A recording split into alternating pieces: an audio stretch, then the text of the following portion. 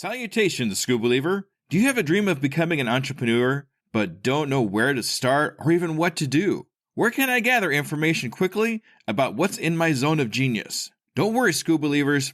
I got you covered. Go to tuepodcast.net/AI prompt and check out an amazing set of AI prompts that will give you ideas, information, and articles to help you get across that start line. Once again, go to tuepodcast.net/AI prompt to get you started now.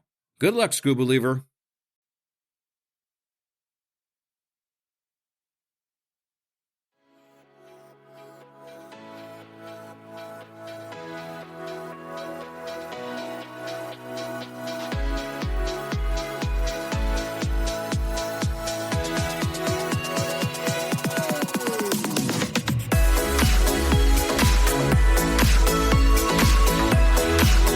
Welcome to the Undiscovered Entrepreneur, the podcast where brand new entrepreneurs come to life and could quite possibly be discovered. Join me, DJ Scoob, and the rest of the Scoob Believers as we help these new businesses become a reality. And now, away we go!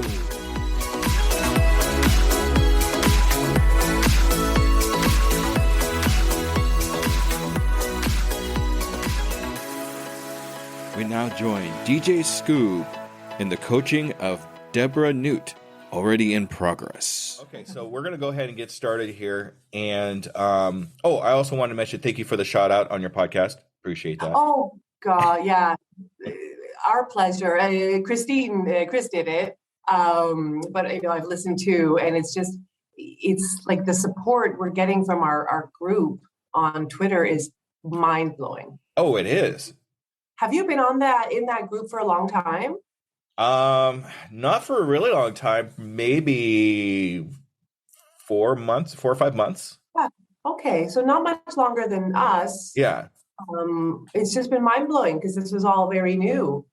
It's been an absolute breath of it's been the first real breath of vitality into the podcast because we've never podcasted. It was just an idea. We never really thought we were going to go through with it. But then when you start getting this encouragement, you're like, wait a second, maybe we're onto something. Maybe we are putting something out there that is kind of like what we were saying before. It's just so heartwarming and amazing. But you not only, support the podcast, but I think that Chris was having this audio issue and you helped her, just completely selflessly.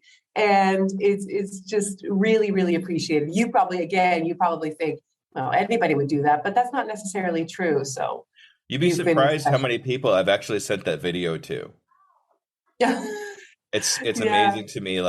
They're like, well, I know I'm starting a podcast, but I don't know how to edit. Okay, here, boom. Hey, I'm having some editing problems here. Boom. And it's it's amazing. It's an amazing trait to have this, this compassion and this wanting to share your knowledge. And it's very admirable. Oh, well, so good to do. That's why they pay me the little bucks around here, I guess. That's right. Someone has to make that money. No, we are going to make a ton of money. Pots full. That's right. Okay. All right. We're doing our yeah. Okay. So what I'd like to do is just kind of get an idea of what you want to talk about. If you can tell me a little bit about what's on your mind and what kind of things you want to get out there that we could talk about. Sure. I mean, I guess I could give you just an overview. Not sure about, what I particularly, no, I think I do know what I want to talk about. So I'm from Ottawa, Canada. I left in my third year of university to go to England to do a student exchange. I was doing international business. And I met my husband there. So we were young. And he's from Greece. And anyway, we ended up getting married. I moved to Greece. So I haven't lived in Canada since I was really 20 sort of thing. I left, I finished my studies, came to Greece. I'm in Greece now. We have a daughter, she's 15, but we separated. I wanted to separate last year. So as in my 30s, I was diagnosed with depression. and pretty severe. And then, you know, sort of through psychotherapy, I didn't do much psychotherapy, but I realized that I've been depressed since I was like 12, you know, like it explained, I'm not sure if you have any experience with depression, but okay. So it just explained like this, I have systemic depression, which is just this underlying inability to be happy. Like I'm fully functional, very capable, you know, nothing I can't do kind of thing. But just anytime a positive thought would come into my mind, a negative would come and just eat it right up. So Yes. I think it got very built into my psyche and my subconscious that I'm just not entitled to happiness. I'm not entitled, you know, happiness is for other people. It's not for me. Suffering is for me. You know, being the martyr is for me. And so, anyway, so I got on medication, and then I tried to go off a few times, but just ended up in the same boat. So I just was finally diagnosed with like, what's it called? Like, chronic depression. So I'm on a fairly low dose of antidepressants, and, like to the point, like I remember when my daughter was born, I was actually suicidal. That was when I was about 37. And then I just, my marriage already wasn't very good, but I just, so there are two things I want to say about this. I never said, okay, I'm just going to take this medication and that's it. I started doing everything, like you name it, exercise. I did it, and I still do it. I actually ended up doing yoga so much that I ended up teaching yoga for about 4 years. That's cool.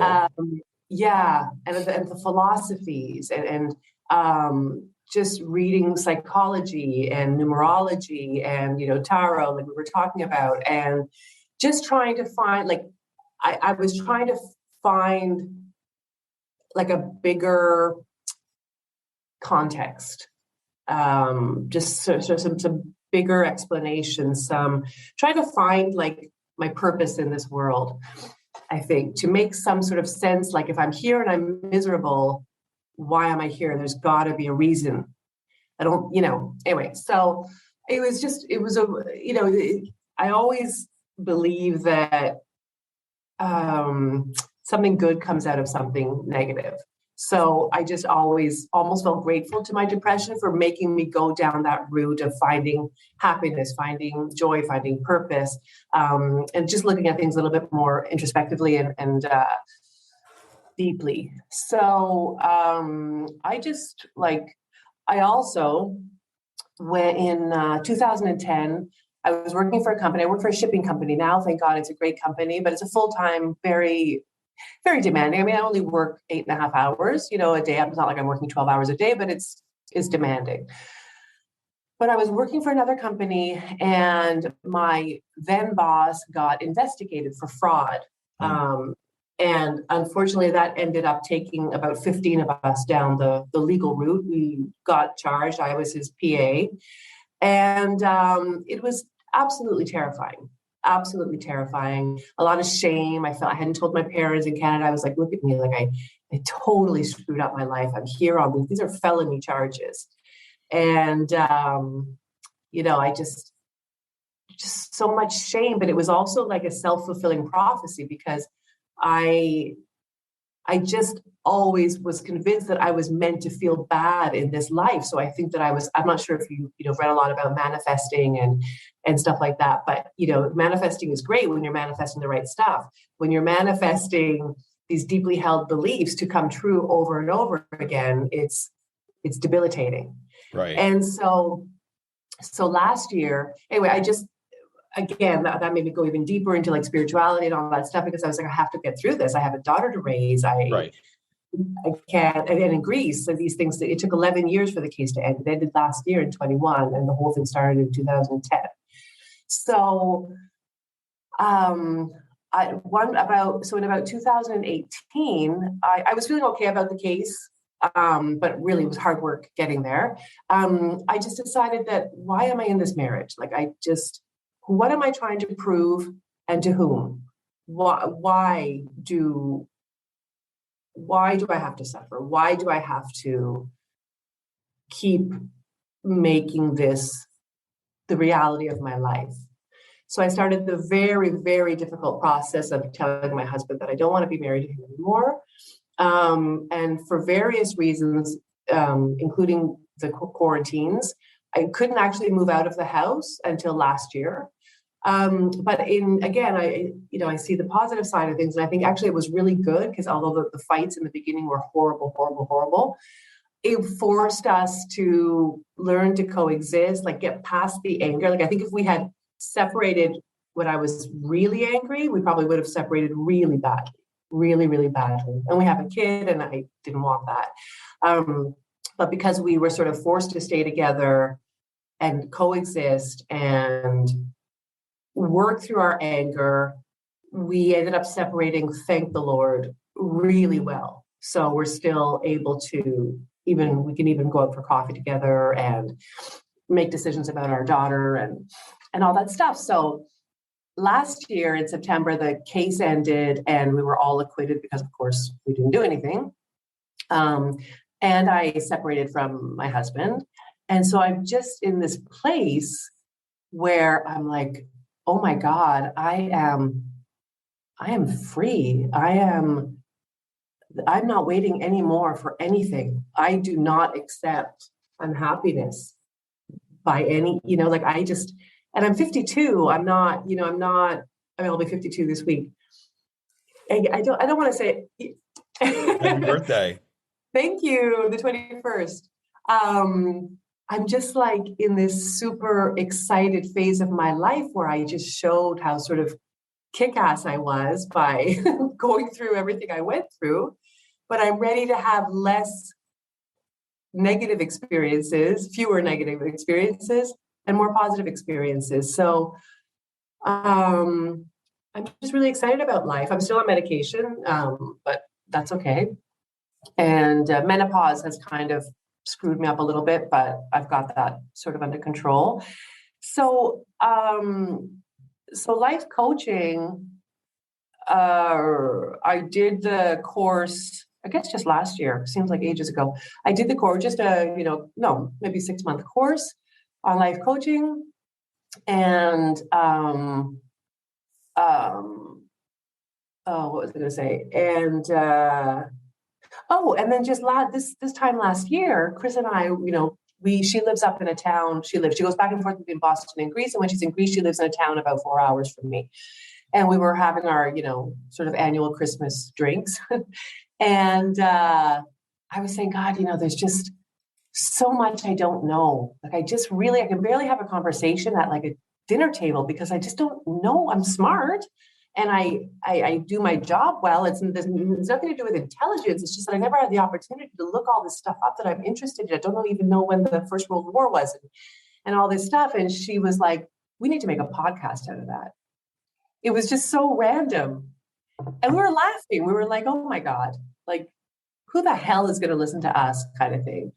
But then, famous last words. Thank God for Chris, because I think I would have, because with Chris is busy too. She has 3 kids. She doesn't work outside the home, but she's busy. But my just was getting, we started in, let's say, February, and there were a few points when I was like, I can't do this. I can't prepare these topics and keep up with the social media and work and this and that. And she was like, you can. Yeah. So all of a sudden, I'm in this exciting place when we started to get more listens and some positive feedback and stuff like that. I'm in this exciting place where I have my job, thank God, but I have these 2 really fun side gigs.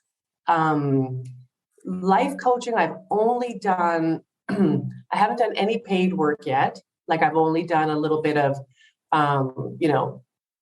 like let's say practice sessions with people. But I'm ready to get out there. But I think honestly, it had to do with my own insecurities too. Again, like we were saying, it's like, who am I to tell people stuff? What I get this thing with, with anxiety, I get this thing with brain fog. And then I was like, okay, I'll be in the middle of a session and my brain will like fog over. And, I won't be able to do this. And I just think I'm ready. I'm finally in a place where I do believe I can do this. And the podcast is something that we're working on. We're working on a logo. We're trying to get ourselves onto the different apps, as I'm sure you know, like Newsly and all that stuff. So that's something like I don't feel like I need help with the podcast so much, because I feel like it's kind of taking on a life of its own. Mm-hmm. And I've also got Chris, partnering with her is great, because she's very good at like looking into stuff and seeing how we can get on a certain app and that kind of stuff. So I think we've kind of split our capabilities, sort of well. So I think that I guess what I would ask about more would be, how do I get the life coaching off the ground? I know when I was a yoga teacher, it was 100% word of mouth. Like it was wonderful. My phone just started ringing and ringing and ringing. But, life coaching in Greece hasn't really caught on, which of course means there's an opportunity there. Mm-hmm. But you kind of have to explain to people what it is. And thank God I speak the language, so that's not a barrier. So that's kind of where I am. Okay. I hope that was an okay introduction. No, it's great. You actually had a lot of great information for me to work with. Oh, okay. So okay, great. I've already got half a page here written down of things that I want to talk about here. Oh, yay. So it sounds like to me that the main thing you want to talk about is the life coaching. That's what you end with, is the life coaching. And that's kind of where you want to take this conversation, is the life coaching. Is that right? Yes, sir. I'm just muting my phone, which I forgot to do. That's okay. Yes. Okay. That's exactly what I want to talk about. All right. So let's see. Okay. So I got so much here. First of all, you've been through a lot. You've been through a lot in your lifetime, and a lot of it actually is kind of the same story that I have, believe it or not. It doesn't surprise me for some reason. I really feel that. Not that I'm happy that you went through any of that, but I knew it. I just knew it. But taking these life experiences and incorporating into what you talk about with your clients is really how you want to get things started, because then you have a commonality between you and your clients, and having a story to be able to tell, a personal story to your clients, saying, hey, I went through a similar situation, blah, blah, blah, blah, blah. This is my situation. So they feel like you actually have a stake in this thing, and you've experienced these things. So when you have a client in front of you, don't be afraid to open up to your personal experiences and stories. Mm-hmm. That way you have some kind of like commonality with your client, especially when it comes to life coaching. Life coaching is a lot different than entrepreneur coaching, but they still have a merge in there somewhere. It's coaching of some kind.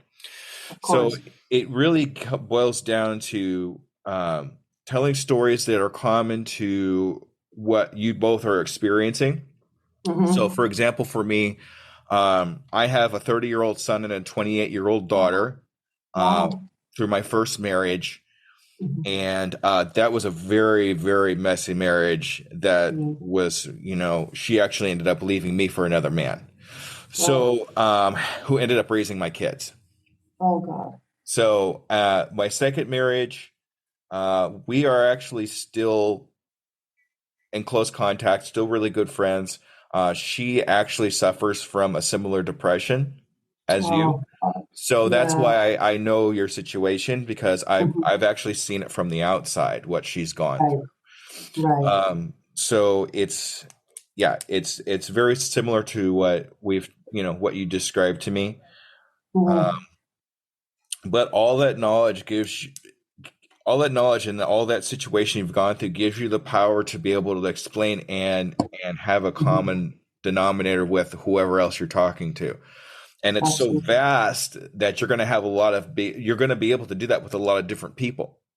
Yeah. Yeah. So like, even when you start your life coaching, you could even specialize in those type of people, because you have that experience.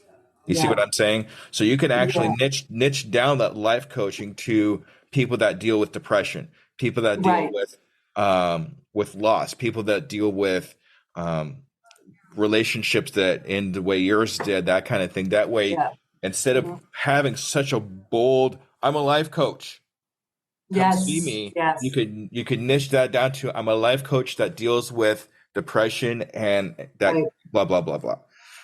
Yeah. I'm just making notes if you see me looking down. No, I want you to. Okay.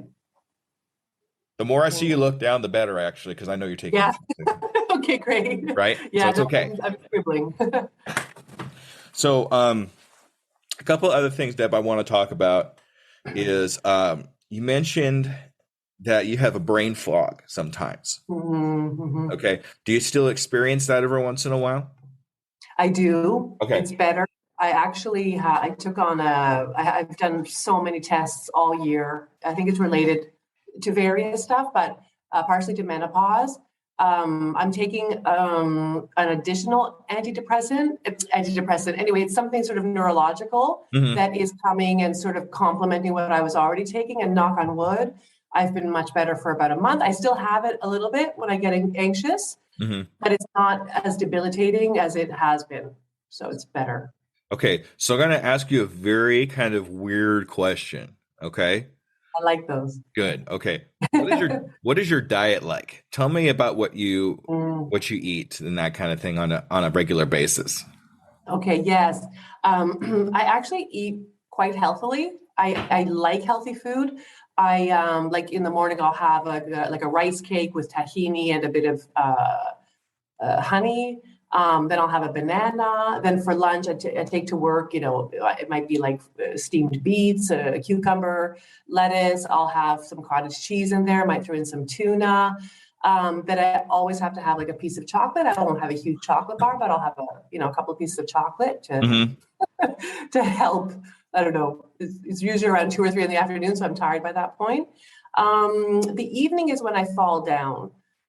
There are 2 fall downs that I do. I'm so hungry when I come home from work that I'll just, grab like a wrap and throw some cheese in there, and that'll be it.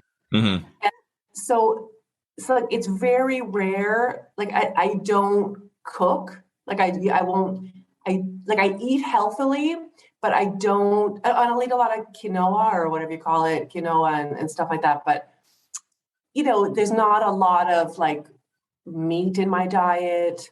I'm not sure if you're a vegetarian or anything. I was a vegetarian for 1.5 years. So I might be, a little bit lacking in protein.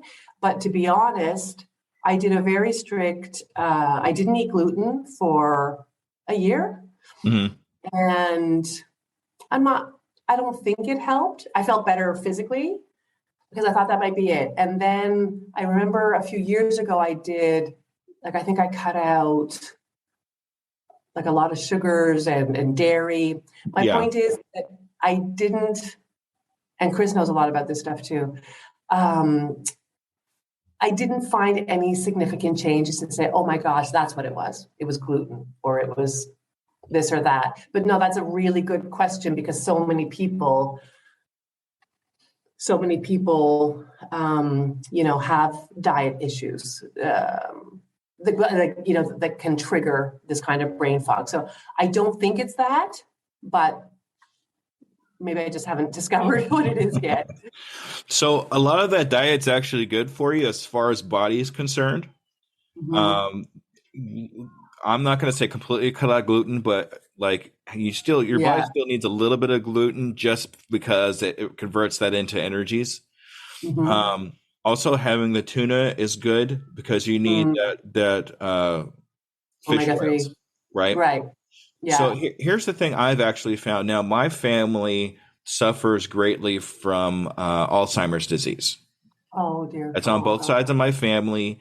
I know my mom is starting to show signs, and I had a grandmother that went down a very dark path with Alzheimer's. She couldn't even recognize my dad.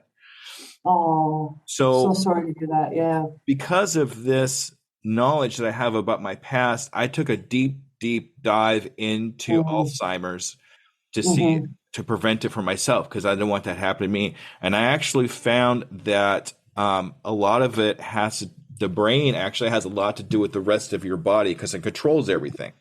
Right. So I decided to see what I can do to fix all that. So finding ways to increase your gray matter in your brain reduces fog. Okay. Okay, so the things you want more omega-3s in your diet. So not just tuna's great, but I've actually started taking omega-3 supplements. I do too, actually. I didn't get to my supplements, but I do. But I stopped for a while and I just started again. Yeah. I've been doing that. Also, eating fruits that can have skins that have edible skins. Oh, like apples, pears. Apples, pears, blueberries, and acai berries, huge. Really, eh? You Because notice a difference. it's not just because they have the skins, but they also have the detoxins that your body needs to be able to flush the toxins out of your body. Okay. Oh, that's good. Okay, I've never tried that. And I eat apples, but not like I've never tried that, like berries and stuff like that. Yeah, I mean, just eating straight blueberries, not juice. Don't get blueberry juice or anything like that. Eat the actual fruit that has the skins attached to them where you can eat them. The skins will increase your gray matter. Okay. And then the juices from the blueberries will detox your body.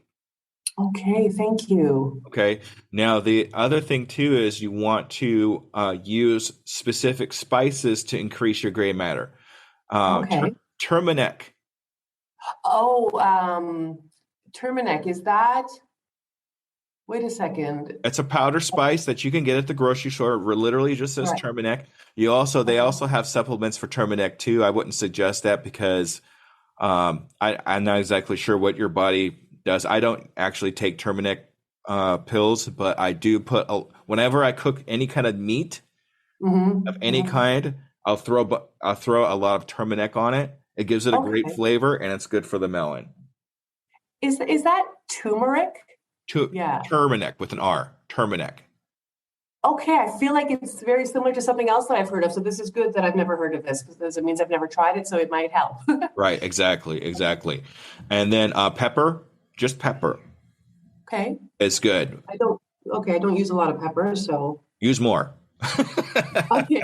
Okay. And I guess, we're talking about, the least processed, I'm sure, as possible. Like what, like health food store type stuff, not just supermarket type stuff. Well, if you could get to a health food store, it would be better for you because there's a lot less like pesticides and whatever that's used. Now you got to be careful with the word organic. Yeah, I know. Okay, I just want to make sure some people don't understand that organic doesn't mean completely free of whatever, So so what'll happen is getting into here, let me just give you what my diet is basically. Yes, please. Yeah. Okay, in the morning I will have some oatmeal. Regular oatmeal that has flaxseed in it. The flaxseed will help me help my body, and the oatmeal sustains my body a little bit longer than normal. Okay. And that's the first thing I do in the morning. When I wake up, I make myself some oatmeal. That holds me over to my actual breakfast time. So you're going to see that I actually eat more often than 3 times a day. So I wake up about 5, 6 o'clock in the morning. I'll have that. At about 8 o'clock, I'll have blueberries. I'll have Greek yogurt of some kind, and then I'll have a banana. Okay. Perfect. That's my trifecta for breakfast in the morning. The Greek yogurt helps your gut health, which is also a major important of keeping brain fog is gut health. I'll let you do the research on that one. Okay, yeah. Gut health is really important because your gut is going to produce the vitamins for your body and your brain. So a lot of times having the ability of having a good gut and a good brain together at the same time is going to help you. Thank you. Yes. Can I just ask one clarifying question? Sure. The flaxseed, should it be like, what's it called? Whole flax seeds, or like we have ground stuff here? Doesn't matter. Doesn't matter. Okay. Doesn't matter. I mean, the oatmeal I have contains whole flaxseed. Okay. But I mean, flaxseed in general is a protein for your body. Okay. Perfect. So gut health is important and brain health is important. And a lot of times the rest of your body, including your heart, will follow. Okay. Two Okay. things. Okay. So once you start getting rid of that brain fog that's happening, your Mm, synapses will fire better because they have better roadways to go across. Your ideas will come quicker and better. Um, mm. and things because that's what's happened to me when I started doing this diet. I turned into a whole different person. I lost like 30 pounds, Wow. and like my whole way I think, process things, even the way I talk to people changed completely. Wow. That's fantastic. So I want that to happen for you too, where you're able to think, you're able to come up with ideas quicker, faster, better, that kind of thing, all because you concentrated on the gray matter and your synapses in your brain. Thank you so much. I appreciate it. Can you tell me the rest of your meals? No. Okay. So lunch, I'll have to kill you. Well, lunch for me is basically it's going to be a turkey sandwich of some kind, or mhm, roast beef sandwich of some kind, something to get protein in my body. Um, mhm. I will indulge in some potato salad, uh, but that's Fair enough. okay. Also, I do a it's like a avocado kind of Oh, I thing. love avocado. So Yeah. it's like tortilla chips with avocado as a dip. Oh, wow. Yum. And that Mhm. actually helps a lot with your gut health, and the oils in that actually help your brain as well too. Okay, thank you. Hmm. So anything to do with avocado is really good. A lot of people, what I'll actually even do is turn the avocado and use it as a spread instead of mayonnaise for sandwiches, Mm, which is wow. really Yeah. good. I really like that. So, Yeah. Oof, yeah, for sure. Okay. and then I'm with you on the whole evening dinner thing. Yeah. That's the one part I'm Hi. having really tough time with because, well, I don't know if you knew this or not. You might have heard. I work at a restaurant at night. Yes. Yeah, yeah, yeah. So I work at this barbecue restaurant. So that's really hard for me to kind of turn down. Oh my God. My mouth is watering just thinking about it. I would just eat all the barbecue skin off of everything. Oh, yeah, well, we have this thing called burnt ends, and it's basically the ends of the brisket, and it's basically our best meat. So I get Oh that my whenever I can, God. but we do carry turkey. So I try to grab the turkey for my Yeah. dinners as much as possible because it's lean and it's healthy. Oh, So, but oh my God, so yeah. good. I'll send you a Yeah. picture of a couple of the plates that I got. Yeah. Yeah. Oh my God. We are going to have to put you on our road trip. Oh, yeah, please. I will treat you to the best barbecue in the nation. And I'm not Okay. just saying that because I work there. We actually have been best barbecue in the nation for 3 years in a row. That's incredible. Missouri, right? Hmm. And that city? Branson. Branson, right. I knew that. Okay. All right. We're Poor on our man's way. Vegas is what they call it.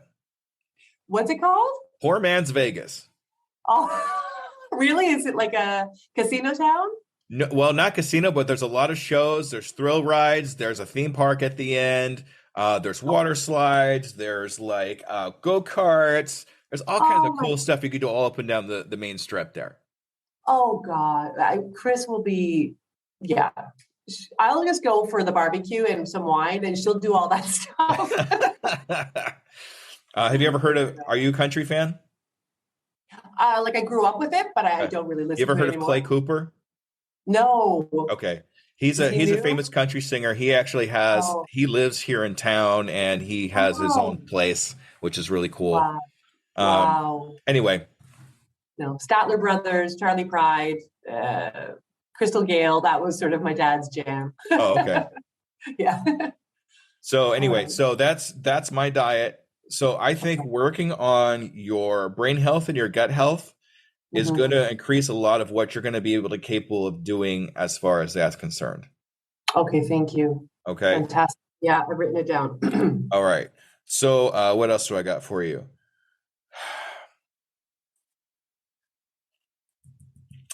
Increasing your synapses in your brain, learning new things, Yeah. even just learning a new instrument slowly will also Hmm. have the same effect.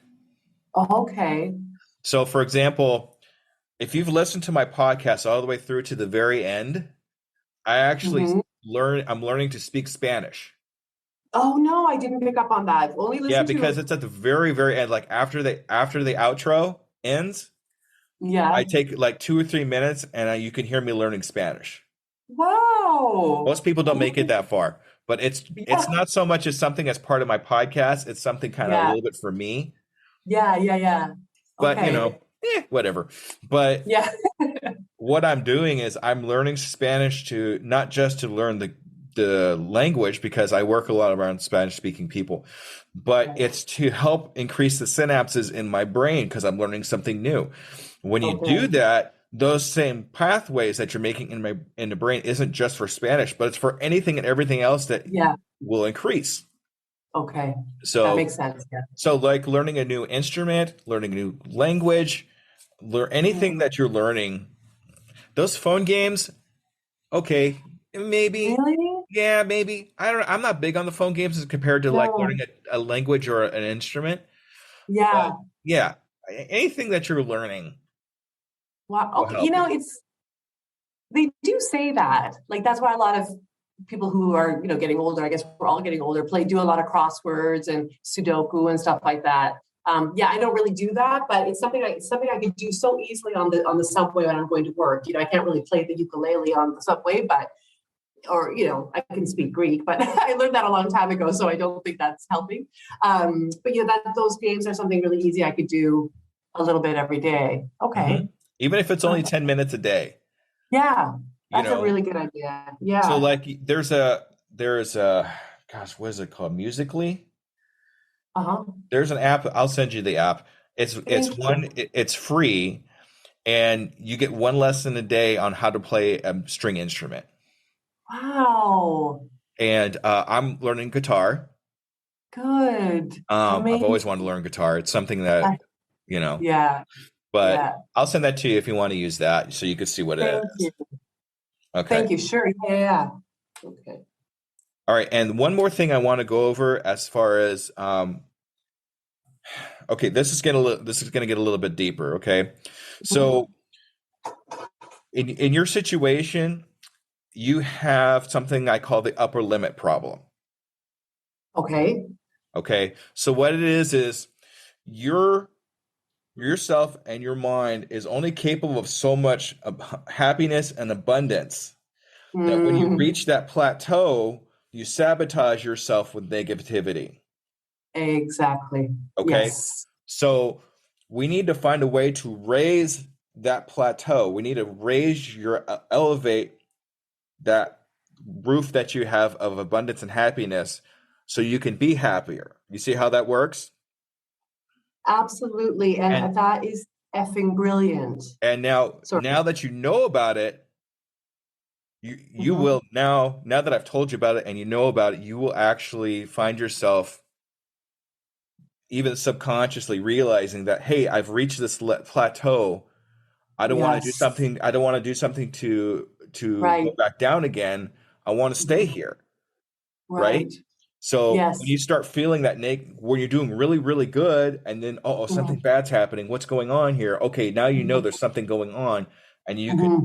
change or whatever you need to do to stay at that top and raise that roof. You see what I'm saying? Yes.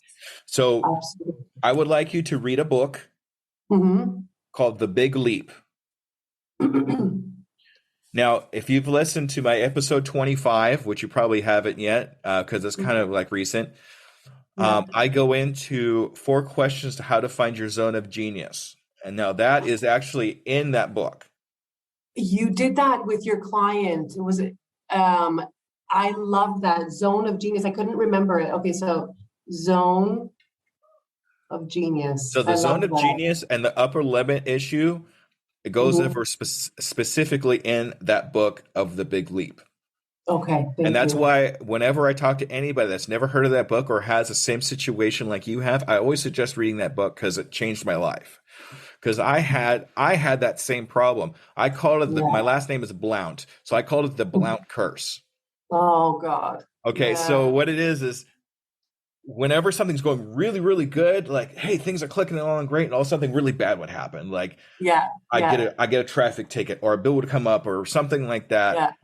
That's how my whole life was up until about when I started podcasting. Wow. So I call Yeah. it, even my kids know it. The same thing Yeah. happens to my kids. It's the Blount Yeah. curse, right? So Oh no. once I realized that that's what actually was going on, it was because I would hit this upper limit and then sabotage myself to have these negative things because I don't want to go any further. This is as much as love and abundance as I can handle. I don't want to go above this, Right. subconsciously. Yeah. So I would sabotage myself. Yeah. But now that I've learned how to raise the upper limit and Mhm.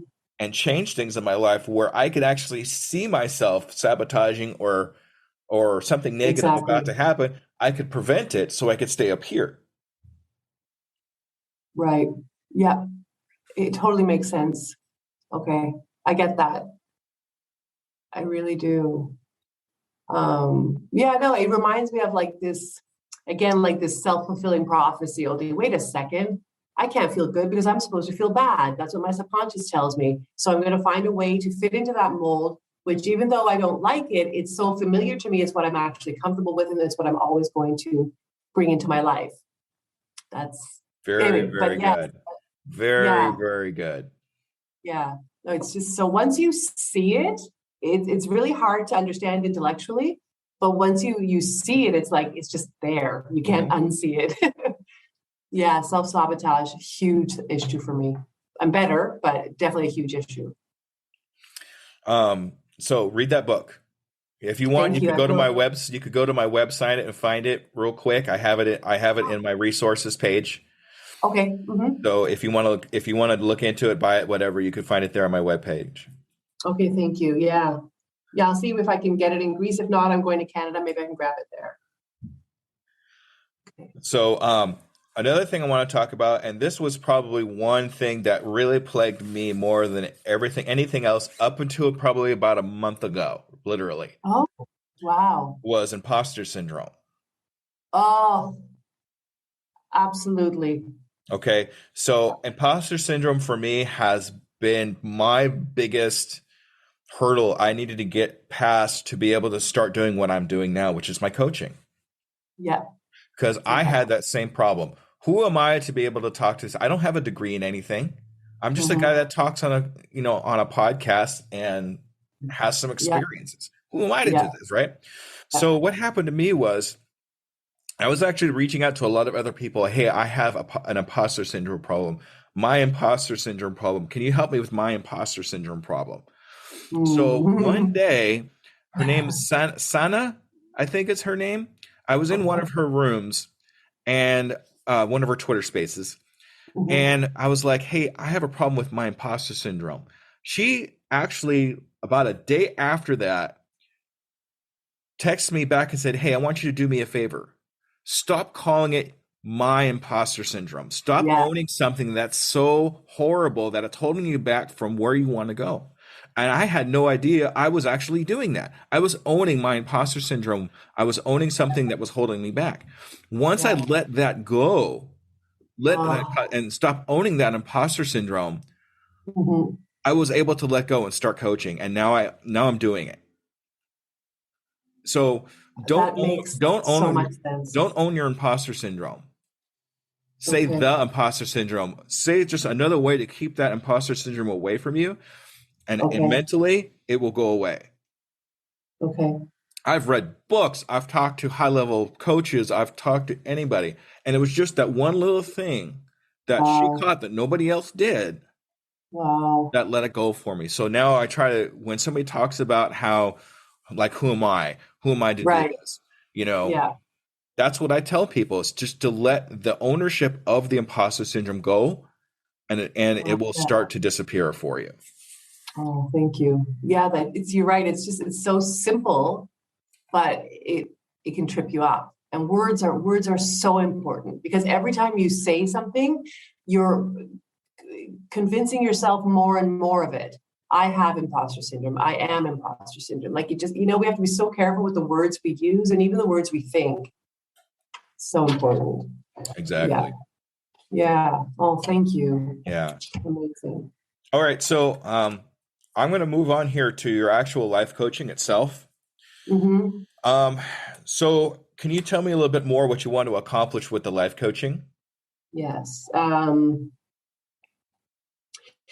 Okay. Well, I guess there are like two threads. I mean, very much like you, in terms of, like, as soon as I started feeling better with depression, not my depression, I immediately wanted to share with other people and think, even if I could help just one person. And that's why, on a couple of our episodes, I've gone a little bit outside. I'm very open about my mental health struggles. But I just, anyway, sometimes I hesitate a bit, but I think that I've said on the podcast, like if what I say helps even one person, that'll have made my whole struggle worth it. So I'm very much like you in terms of wanting to share the knowledge. I'm extremely compassionate. I want people to know that they're not alone. I don't want people to be ashamed of their mental health struggles because they're just so, first, it's not a choice, it's something we are born with, sort of thing. So the one thing is that I genuinely from the heart want to help people. I really do. It's something, like I sometimes find it hard to define what gives me actual joy. Like I might go out for a drink and have fun, or, I don't know, do something good at work. But like real joy, you know what I'm talking about. That's one of the things that gives me true joy. And those are the kinds of feelings I'm looking for.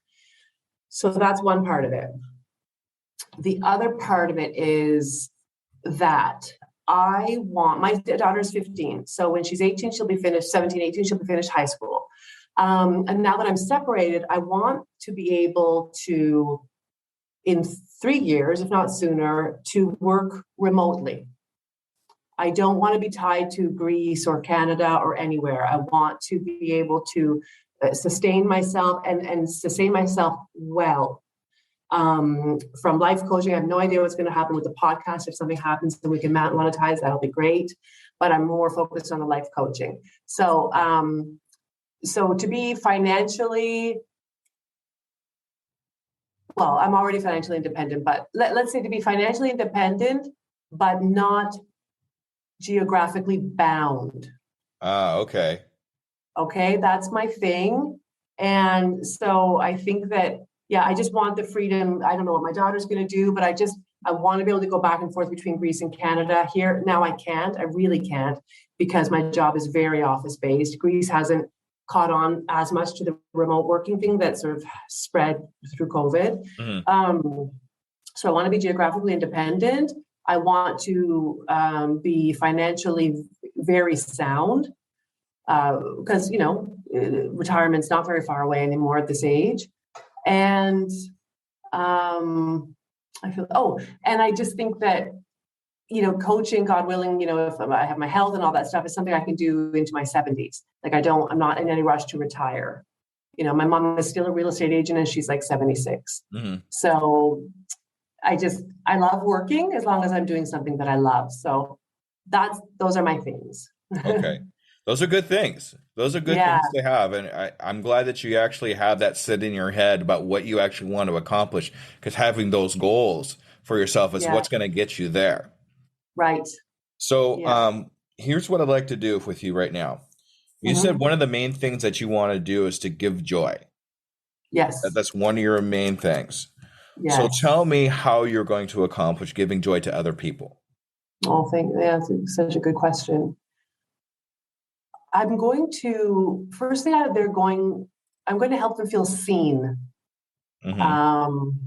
I feel like a lot of people, we think we're listening and we think we're watching and all that, but a lot of people really don't feel like their voice matters, that they're being heard, that they're being, I feel like a lot of people think that whether they're here or not, it really doesn't make a difference. And I want people to know that they're here for a reason. And then this has to do with what you were saying about my relatability and commonality and stuff like that. That's going to be a good tool for me, I think. I also have a huge realization a few years ago that I feel like, and I'm guilty of this, of course, too, we live very robotically, go to school, get a job, get married, have kids, retire, die. That's the formula. Pretty much. Yes. Yeah. And it's so nuanced. There are so many things in that, but my main thing is that I was on that train, and when I started sort of realizing that life was taking me along. I wasn't really in the driver's seat.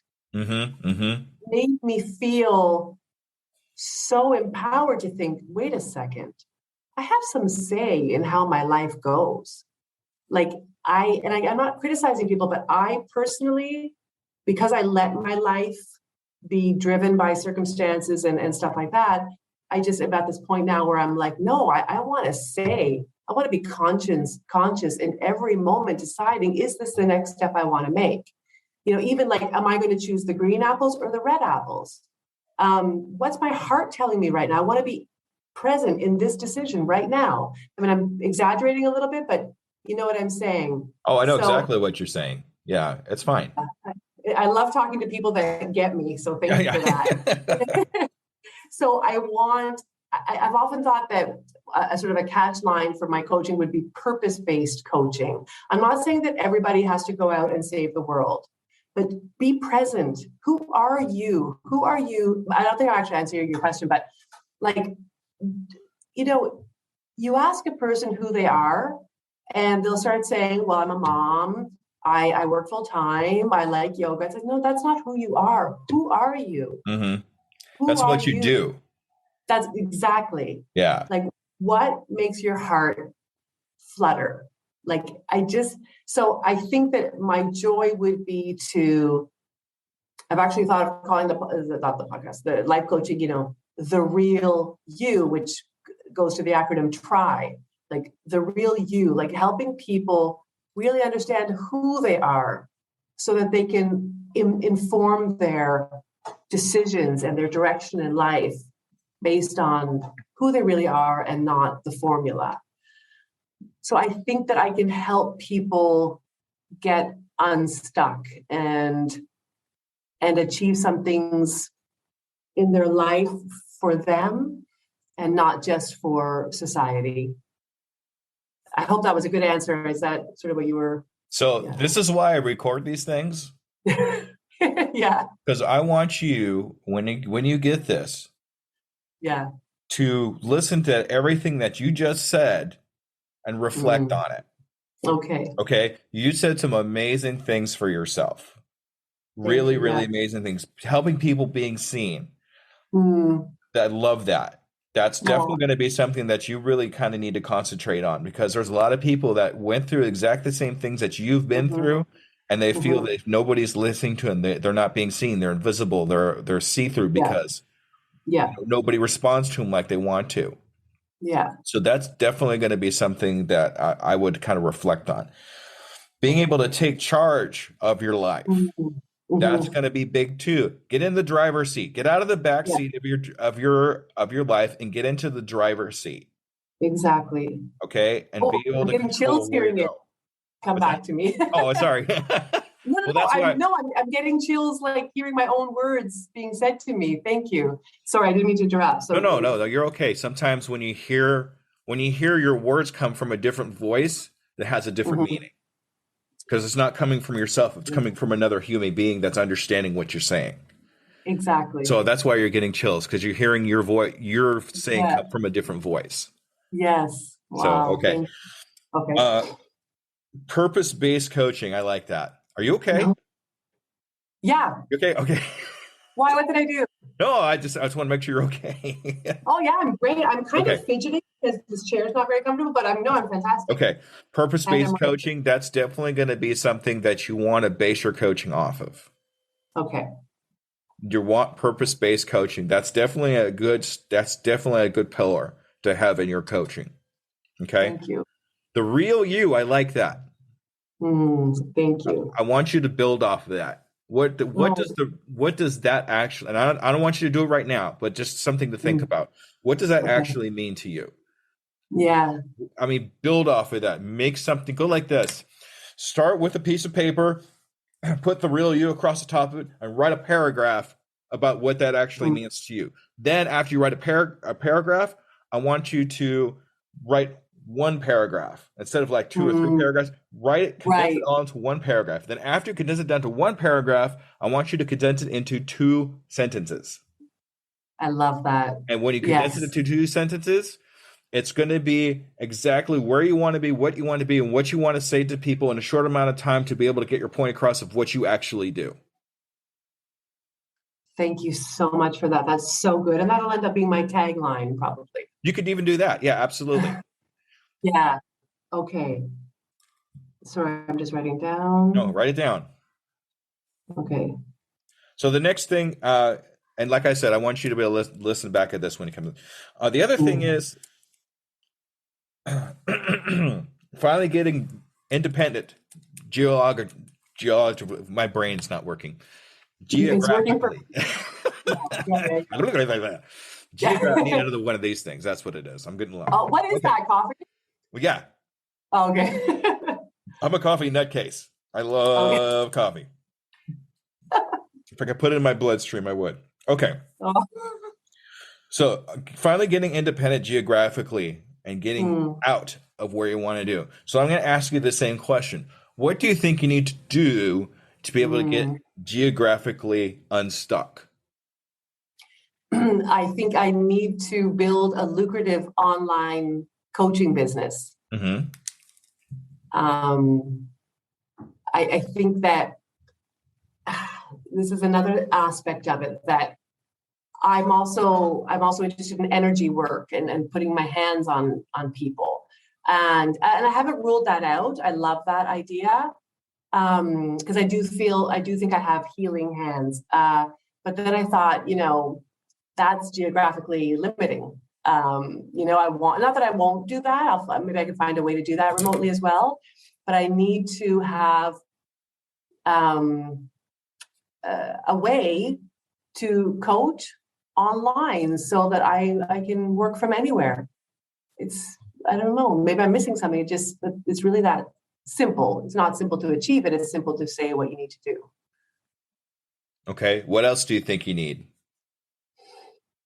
Do you mean in terms of like tools, like marketing and stuff like that, or whatever you think you need to be able to get unstuck and geographically? I can't say that word today.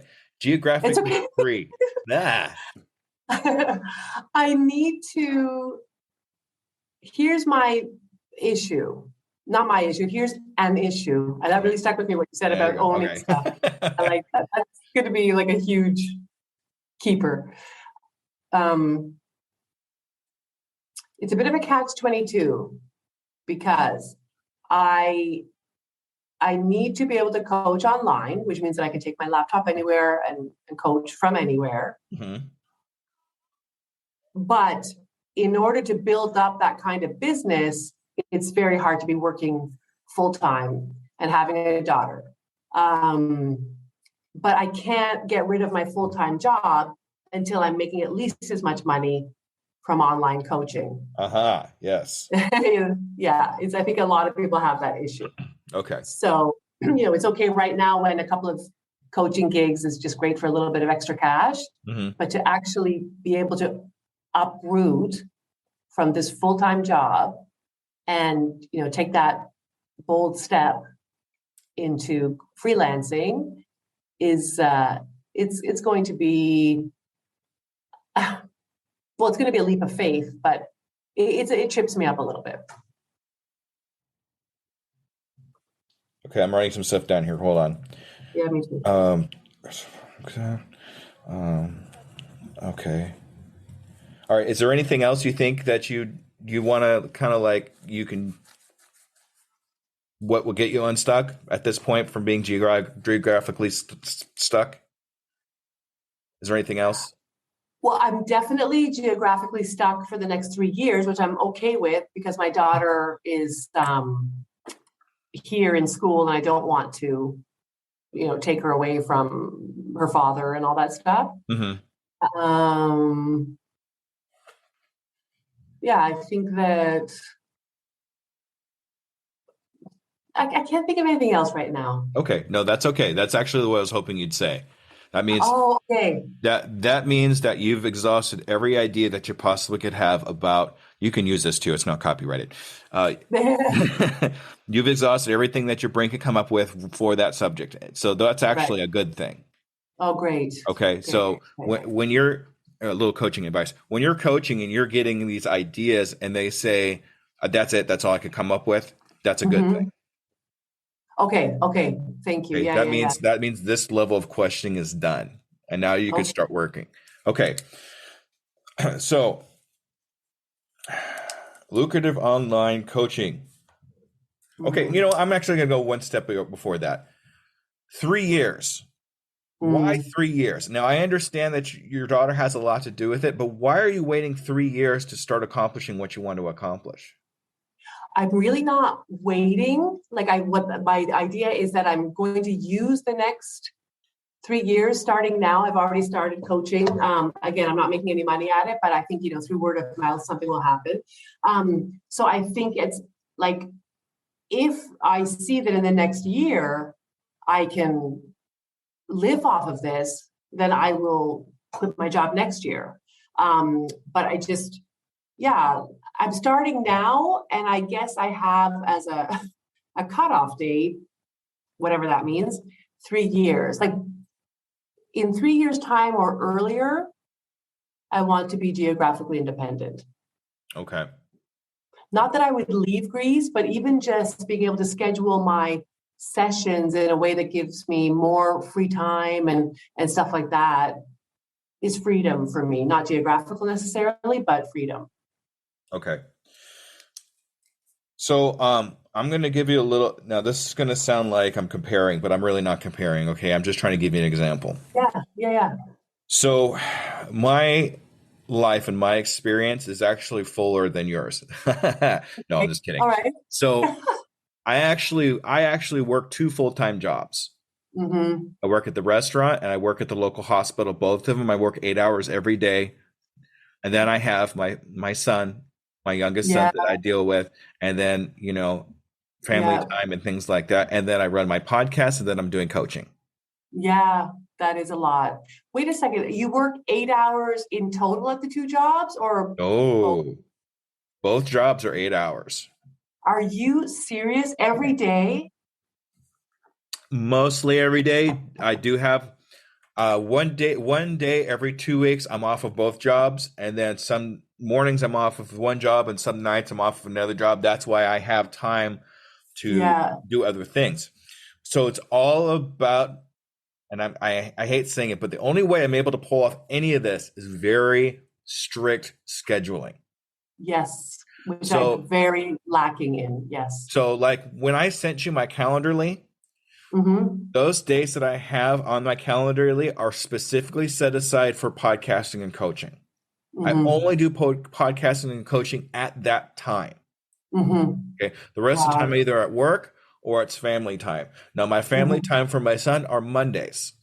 Mondays when he comes home from school, Monday night, I'm off with my son or I'm playing video games with him or whatever. It's time that I've set aside just for him. Okay. Now, Wednesday nights into Thursdays on some times of the week are some free time I have that I spend with the rest of my family or whatever. But having this rigorous schedule has allowed me to do my podcasting editing, being able to do my interviews, and days I set aside for like you, for us to be able to sit down and talk for 2 hours, to be able to do what we need to do to help you out. Yeah. Having that, now I don't want you to have that strict, trust me, it's almost completely debilitating. It's really hard. I'm sure. But you're telling me that a lot of times you don't have the time to do what you want to do. And I think doing some really sit down and taking account of how and where you spend your time. I haven't turned on the television once, maybe in 2 years. Yeah, I believe it. And that was for a Super Bowl. So yeah. But because of that time I've saved by not sitting down, just staring at the TV, I'm able to put on a podcast. Yeah. I totally get it. I don't lose time. I'm not a big TV watcher either. But I do waste time. But you're right. If I start writing it down, I'll see where I'm wasting time in just sort of hemming and hawing, just kind of checking my phone, yeah, there are gaps that, might just be like 5 or 10 minutes here and there, but they end up being like in an hour, let's say a day. And that's an hour. That's an hour that I can do a lot with. Exactly. And I think that part of it too is changing my mindset about things being a chore. Like, I love our podcast, but sometimes when I'm tired from work, to have to come home and sit down again, I've already been sitting 8 hours, then sit down again and, crank out my topic, that we swap, weeks. Trust me, I know. Yeah. Sometimes it seems like punishment that I have to sit down and, I can't just do something to clear my brain. But I think that, whenever I sort of flip my thinking, it doesn't seem like as much of a chore. And it's like, I'm so blessed to be able to do this. I wanted this. So anyway, you're right though. And I know that I have time management issues for sure. Okay. So that's something to work on. Okay. I want you to sit down, and if you really want to get deep into it, if you really want to get deep into it, take a log for about a week of what you do.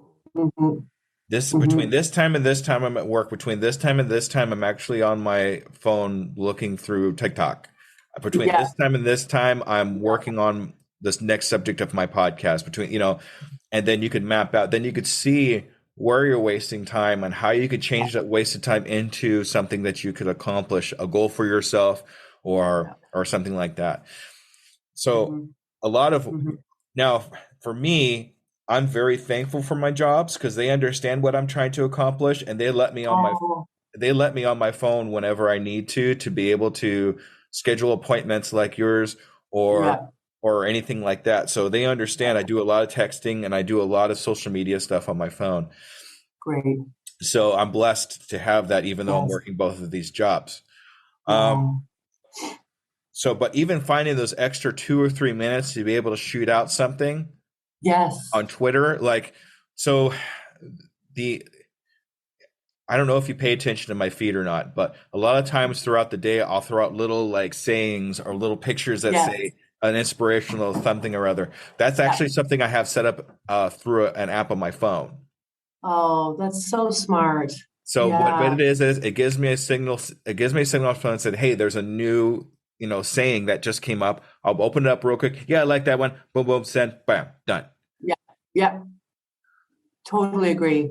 So, and that helps me with my engagement because I stay, constant, right? Yeah. So finding ways to possibly even automate things for yourself. Yes. And keeping things fresh, being able to send those texts or whatever in between times would probably be beneficial for you too. Absolutely. And I don't know, do you know Yeti Yef, who has 8750? Yeah. I was texting with him actually quite a while ago, and he was saying the exact same thing, that he shoots irrelevant to his podcast stuff out, like maybe twice a day, in the morning and in the evening, because he said, I don't think people like us just shilling our podcasts and our episodes all the time. They want to sort of get an idea of who we are. That's why we've started posting. Like, I posted something, really quickly last night saying that I was procrastinating, but it was kind of funny, so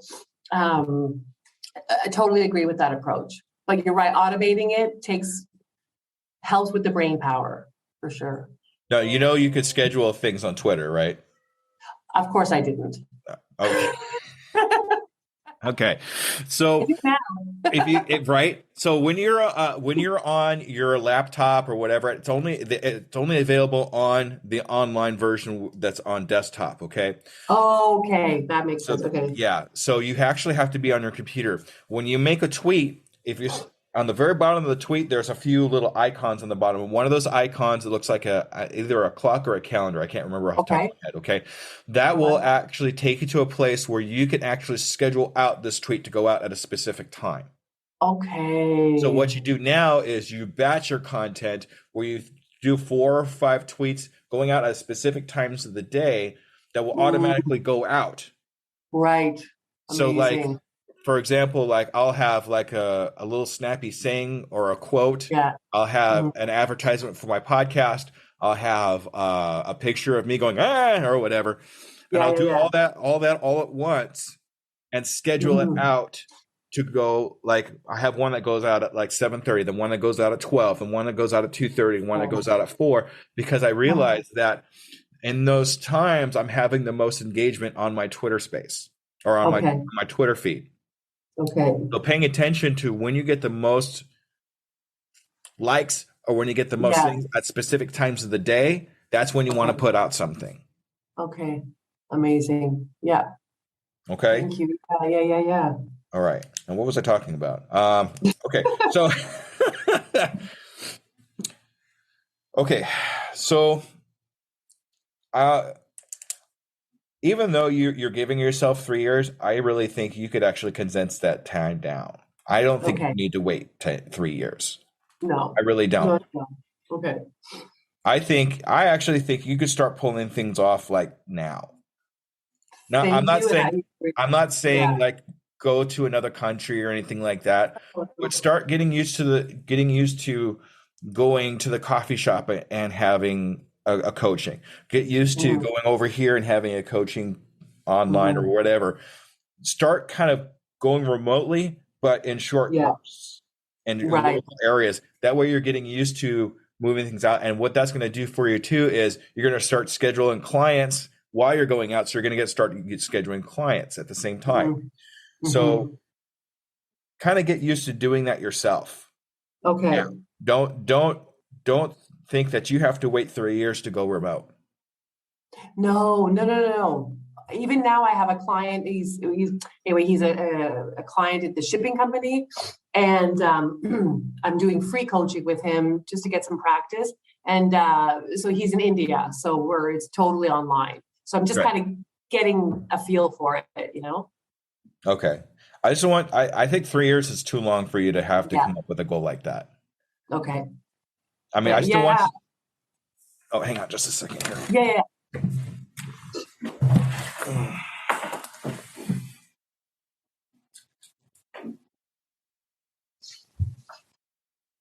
Okay. Second. Yeah. Okay. So I work off a hotspot off my cell phone. Oh, right. Okay. Wow. So yeah. So I have to make sure my phone stays charged. And we've been on here for a while, so I realized I had to plug it in. So I hope you have a good package. I do. I have unlimited everything. I kind of need it. Okay, great. So I wrote down work restrictions. Okay. So a lot of the things that you're doing is great, but you're restricting yourself because of work. Okay. So, I mean, I understand that you want to. What do you do? I mean, I don't think I caught that. You might have told me, but I didn't explain it because it's okay. So there's a shipping company, but all shipping companies have a ship owner behind them. Our specific ship owner, he inherited the shipping company, but his passion is IT. So he has like a PhD in IT and all that stuff, high tech. So in the group, he established an IT company that actually makes software for shipping companies.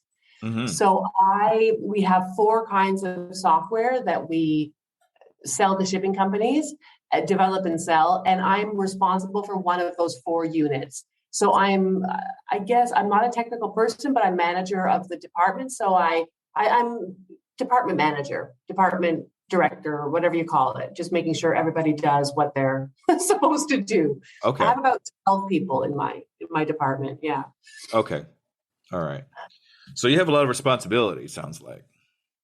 I do, but thank God, it really starts when I go in and ends when I go out. It's not one of those jobs where my phone's going off all the time. Like the call I had at the beginning of our session was very rare. Right. Thankfully, it's something I can turn the switch on and turn the switch off at 6 o'clock, and I don't have to think about it until the next morning. Okay. So keep going with that. Yeah. I mean, that's sounds like the major source of your income right now. So don't lose that right now. No, God. Don't let it get into don't let it get in. I mean, yeah. So let's see. And to be honest, I have to be fair. I like my job. Like thank God. I'm so blessed because it's not, it's gratifying. It's challenging for my brain. It's, it's not a waste of 8 hours. A lot of people go to work and, and they're in terrible environments, toxic environments. Knock on wood, I really don't have any of that. So I'm very, very, very lucky. I guess but it is very, requires a physical presence, so it doesn't help me with my geographical issue. Right. And it's like it takes me almost an hour to get there, 8.5 hours shift, an hour to get home. So I'm leaving at like 8 in the morning and getting home at 7 at night. So, it's for me, it's a little bit hard at 7 to be like, okay, let's start doing everything I want to do, when I'm tired and hungry and stuff. So it's really more about the chunk of time. Right. What do you think that's teaching you that you can use in your coaching? Very good question. I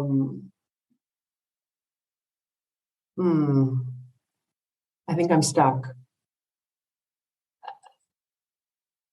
I mean, I guess just about sort of making everything a learning experience. But also it's exactly what I was saying about getting on that train that just takes you. Like I'm not fulfilling my purpose by working at this job. So I'm not taking my own advice kind of thing. I'm trying to now with opening up the coaching business. But I still try to see it in as positive a light. Like I would never say that it's a waste of time for me to go to work, but I feel like you wanted a different answer. Yeah. You're definitely learning something. Every experience that we have in our life is for a reason, for a purpose. I mean, I'm sure you can agree with that. Absolutely. Yeah. So what I'm seeing is you leading, you being a leader. Oh, thank you. And you're leading these people into a final goal, whether it's not a goal for you, but a goal for the company, but some sort of goal. Yeah. And you have to tell these people, you need to do this, or this is great, and this is kind of thing. So I see you learning how to make a team. Oh, thank you. So as you go on your entrepreneur adventure, there's going to be a point where you're going to have to not do it all yourself, right? So you're going to have to hire a team. So what you're doing right now, leading these people, is learning different personalities, how to handle different personalities, how to pick out different types of people to do different types of jobs, and learning how to make a team. You are so spot on, because I really do think that my strong point, I was never the kind of boss who was like, why are you going to do this? Because I said to. I know each individual person's buttons, and I know like they're all different. Everybody has different buttons of what motivates them to get the job done. So I know how to push the buttons of 12 different people to achieve. And that sounds manipulative. I don't mean it in a manipulative way, but I know that, Mike needs to be approached this way. Steve needs to be approached this way. And I like that little, like, it's like a riddle. I like figuring that out. So I'm going to build off of that just a little bit. Have you ever heard of the 5 love languages? No, but I like the sound of that. Okay. So, that's the book of that is actually in my website too. Okay. So it's called the 5 love languages, and everybody has a love language in these 5 groups that they go with. It's either their love language is, now I have to remember it, acts of service, physical touch. Golly. I can Google it. Well, if you Google the 5 love languages, it'll pop up. So they have, I want you to learn that, and then the 5 love languages of the workplace. Okay. So, and that's an extension of those 5 love languages, but how to implement them in the workplace. Okay.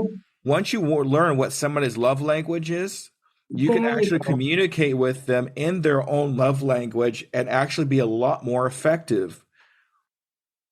Exactly. So like my my ex excuse me, I'm out of coffee. Oh, do you want to go get my some? I know, hang on a second. Let me go get some more Go for it. coffee. Ah, Go for it. geez. Go for it. All Yeah. right.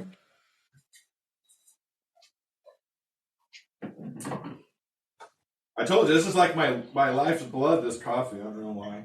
Oh, it's good.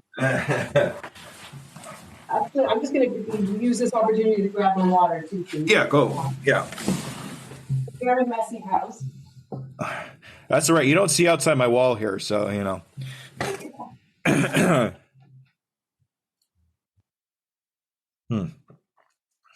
Okay, thanks.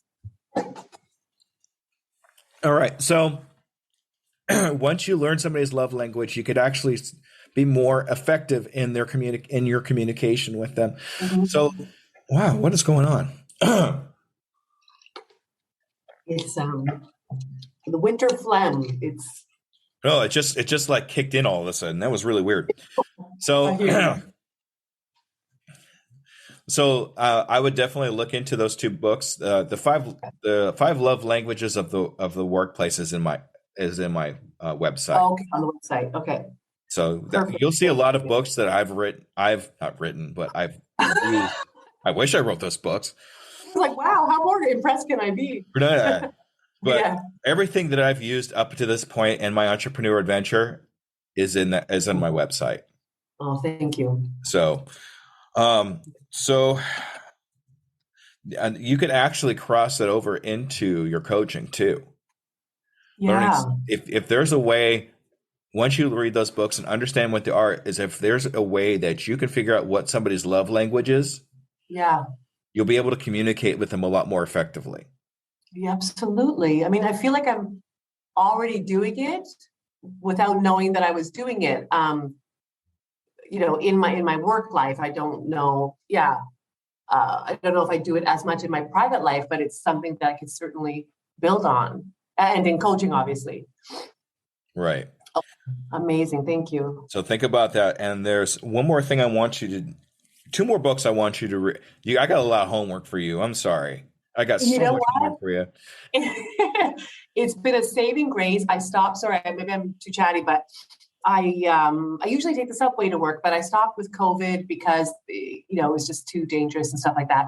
And so I was driving for like 2 years, and I just started taking the subway again. It has been like the best decision I ever made. I can download the podcast that I want to listen to. I've got Audible. I download books. There's no way I would have taken 2 hours out of my day to read or listen to podcasts. Mm-hmm. But now that's all I can. I can't do anything else on the train, on the subway. So my point is that I'm not overwhelmed by having to read 4 books because now I have time to do it. Good. So the coaching habit. Oh, I think you might have mentioned that to me, but I'm not sure. Yeah, I usually do, especially when it comes to coaching. The coaching habit is definitely a must have.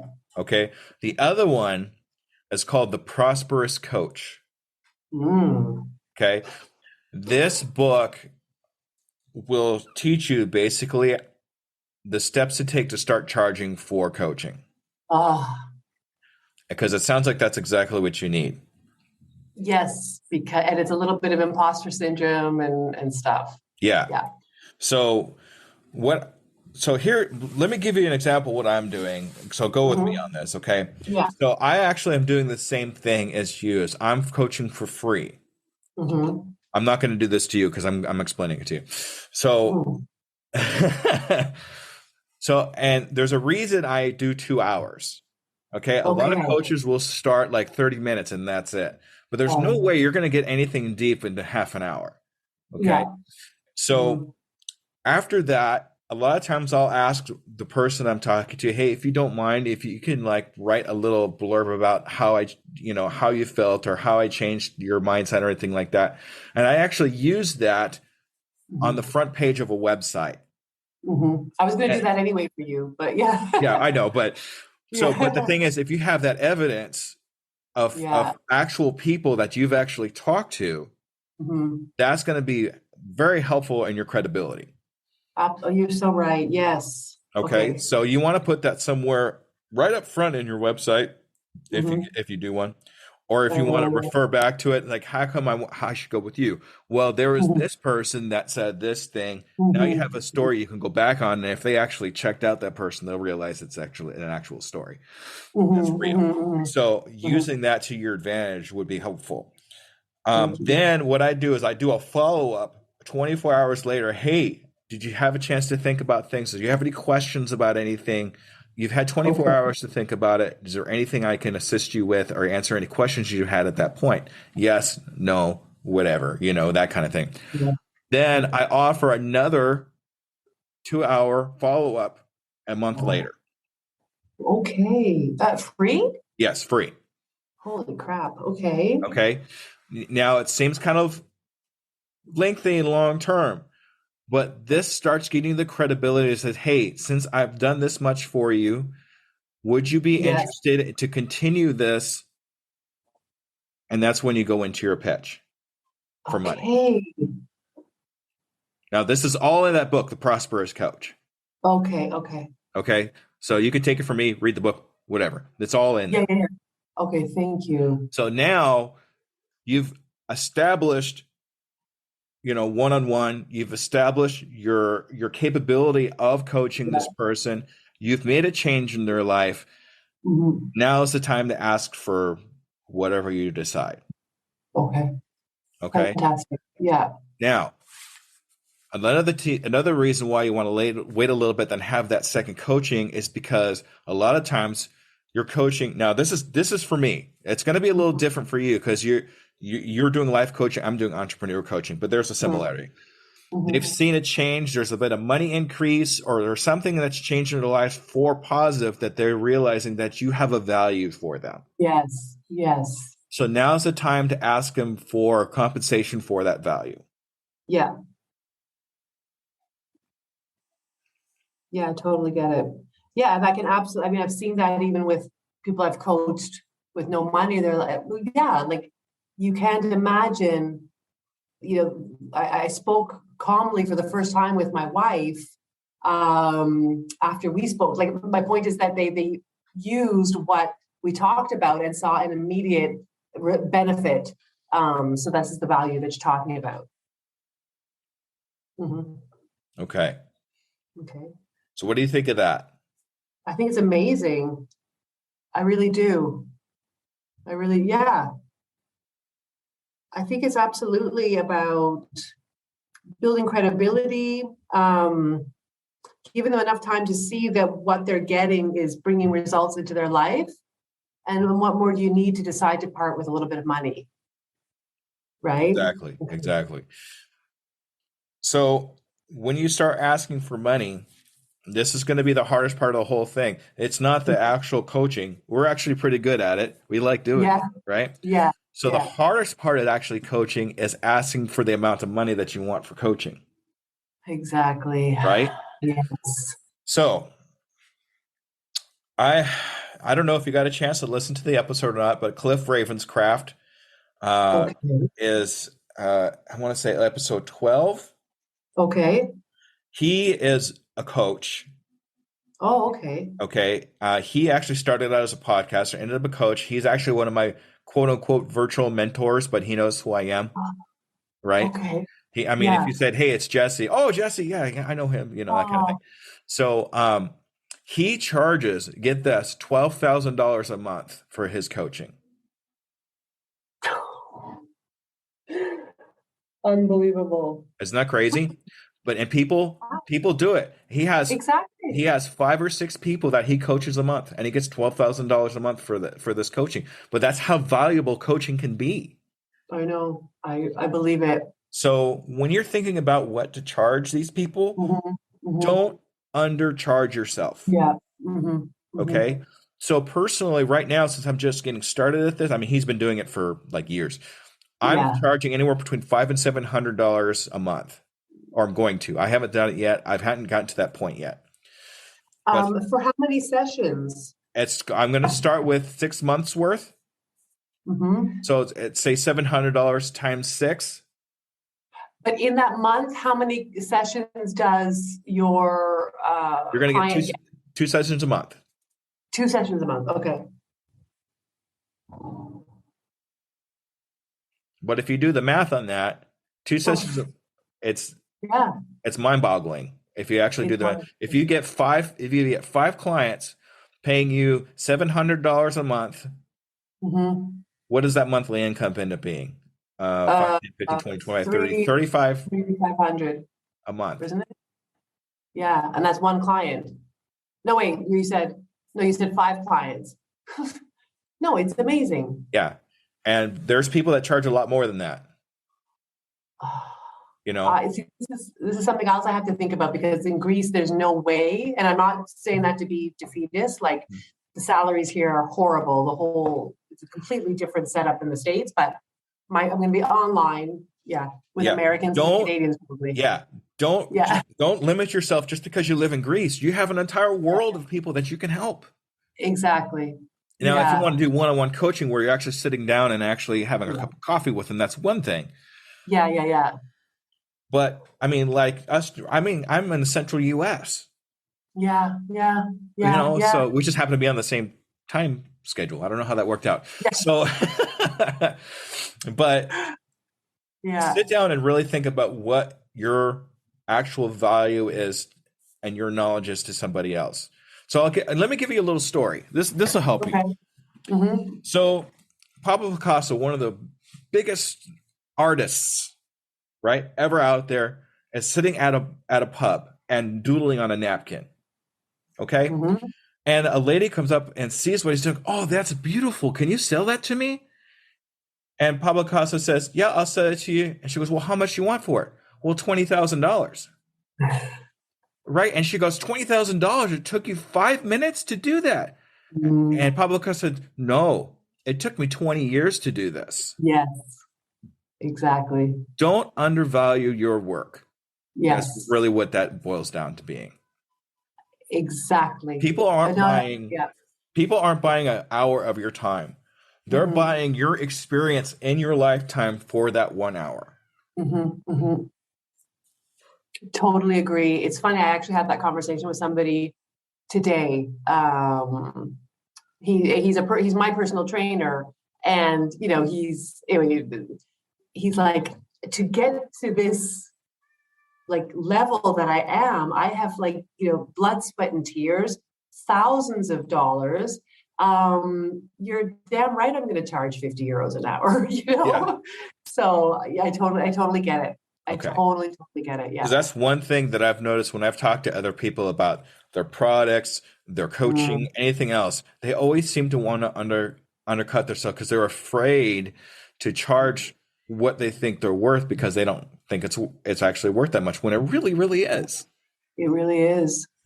So it really is. And then once you start getting that and realizing that you can make that kind of money, then you could start doing what you want to do, as far as going to different places, geography. I still can't say that word. You had too much coffee. Now I'm overshot it. I've overshot it. Okay. So how does that feel to you? Yes, definitely. It'll be a struggle point, but these conversations are really helping me. Okay. There's a lot involved in charging. I don't really know what I want to say with this, but people. Yeah, you're right. Like we undercut ourselves when the other person was probably willing to pay the $300, but we go straight to the $250. Anyway, but it'll be a challenge, but I'll overcome. Okay, go through that book, The Prosperous Coach. It will help you. Okay. Thank you. I will. Yeah. All right. So we got about 15 minutes or so, 15, 20 minutes left. So I want to make sure, do you have any other questions, anything else that you want to go over, anything that you want to cover as far as anything? Honestly, I feel so nurtured and so informed and so many things I'm excited about looking into that I can't think of a specific question right now. That's okay. That's okay. But I always ask that question just to be sure that we've covered everything you think that needs to be covered. Okay. All right. So I want you to give me 3 takeaways of what we've talked about today. Oh my goodness. Okay. Only 3. Yeah. I hope I can refer to my notes, right? Yes. Oh, absolutely. No, you put them away. No. Yeah, of course you can. Oh, there was one thing, something that I have never thought of, which blew my mind, was you saying that I'm a leader and able to lead a team and manage a team and sort of get the best out of people to make them perform, as opposed to just, cracking the whip. So that was really good to hear that. And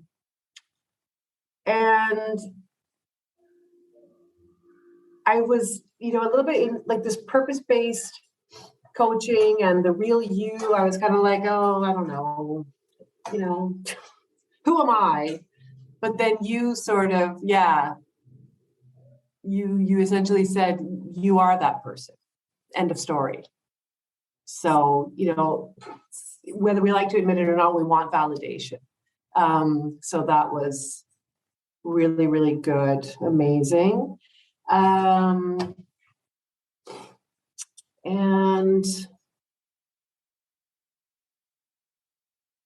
trying to think, I mean, there's just so many, but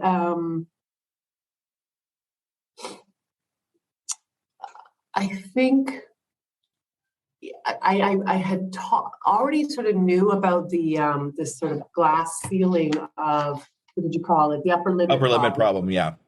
Mm-hmm. But I feel like that's something that for me is, a lot of these things are never fixed. They're like lifelong work. Mm-hmm. So I think that even though I'm much better at recognizing when I'm restraining myself, that really sunk in. Like, that's something I really, really need to work on, because I'm my own worst enemy in so many ways. Like most of us, I'm much better. I like myself more now, but that's something I'm always going to have in mind. Oh, and sorry, and I know this is the 4th one, but it just occurred to me. I love the don't own your problem. It's not my imposter syndrome or my depression. It's depression that I happen to collide with for once or twice. There you go. Yeah. All right. So what's the one thing you're going to do as soon as we get off of this call right now? We're going to hang up, and then you're going to take a nap. No, I'm just kidding. What? Take a nap. No, I'm just kidding. That's just... Honestly, I want to look into those books. That's the one thing I would probably do. I would probably start looking into those. I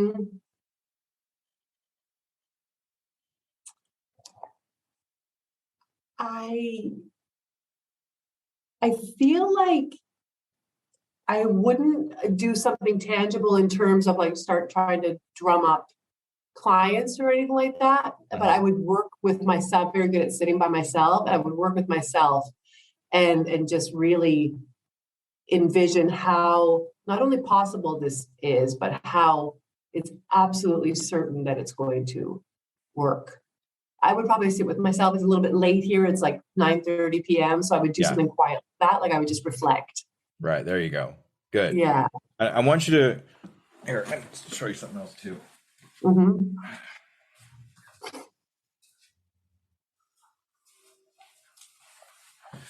Do you have any of these bad boys?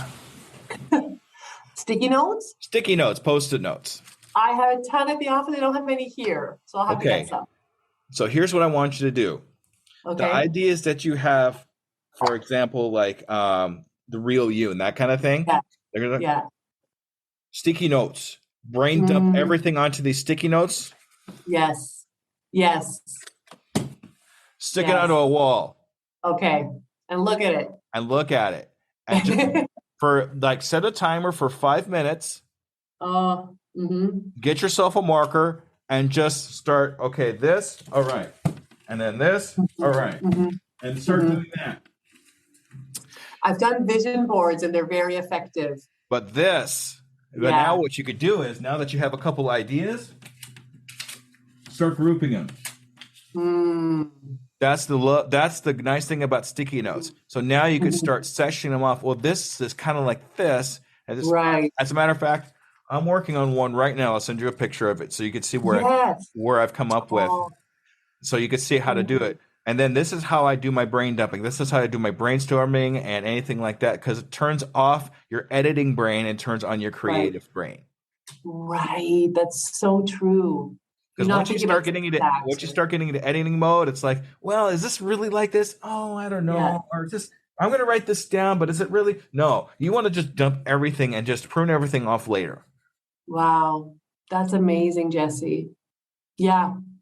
That's like the pure raw thought without, did I capitalize? Did I use punctuation? Yes.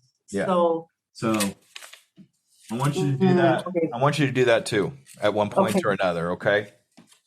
Thank you. Yeah. If you have to steal a couple from the office supply store, whatever. But I think my shipping magnet boss can afford it. There you go.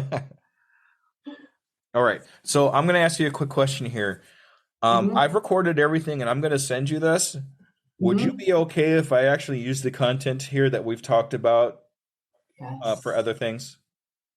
Absolutely. Because I'm very outgoing, and I just, if again, even about my most personal things, like you can even share that, because it's so important that we connect more with each other and people see that they're not the only one going through a certain problem. So you can use it for absolutely anything. Okay. And I was going to ask you, I wanted to write you a testimonial anyway, so I'll do that. Yeah. And I was also going, I don't know if I'll do it tonight or tomorrow, but I was going to post both as Today We Laughed and Learned and as Deborah and Newt on Instagram, that we had a life-changing session, and because it is.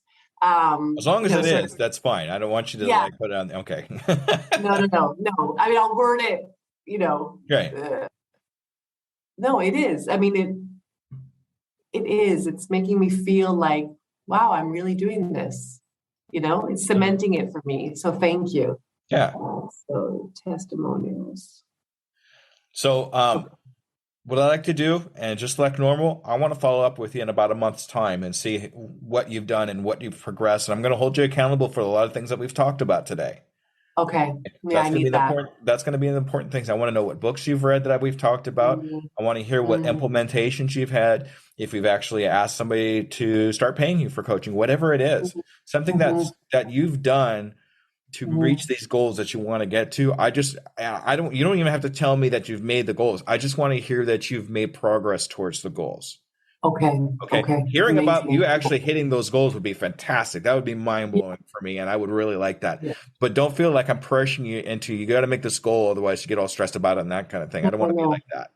So I just want to come back to you and hear what you've done, hear the progress that you've made, and that kind of thing. Okay, that's absolutely. And do you have to send me? I can even book a session now with you a month from now. Is your calendar? Yeah, I'll have to. I've only gotten so far in my calendar, Lily.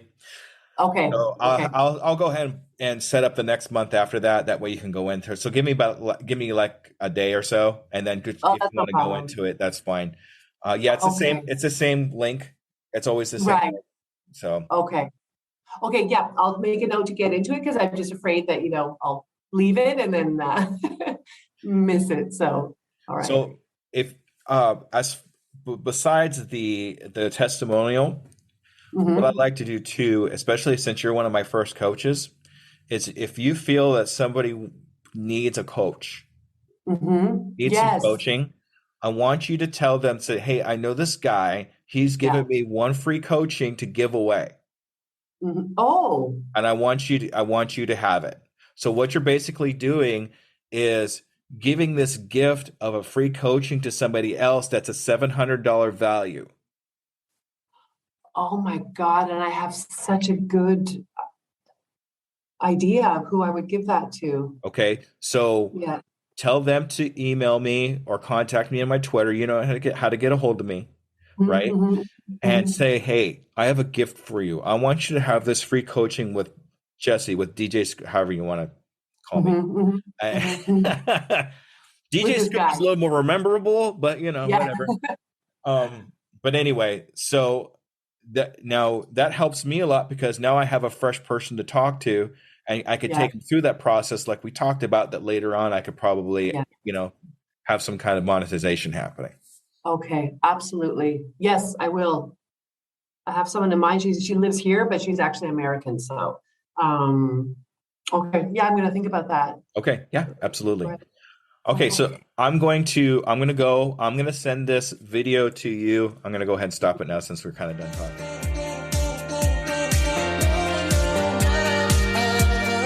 Thank you for listening to the coaching edition of the Undiscovered Entrepreneur, brought to you by Doing It Today Coaching.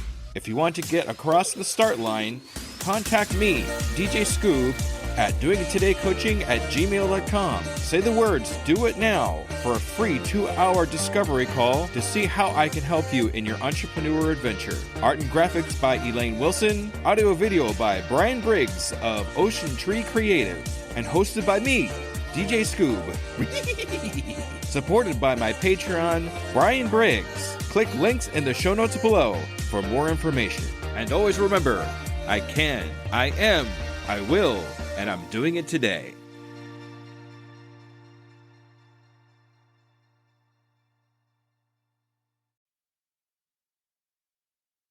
As a worker of 2 full-time jobs, running a podcast and coaching, every minute counts in my day-to-day. It's hard to be consistent in any of my social medias. And at this point, I cannot hire a social media manager. Pinnacle AI to the rescue! I've been using Pinnacle AI for a couple of weeks now. I'm seeing big improvements in my outreach and consistency in all my social medias. Do you want to save time and increase your productivity too? Go to tuepodcast.net/AI for more information. Save yourself time and grow your brand. Try it now and see what it can do for you.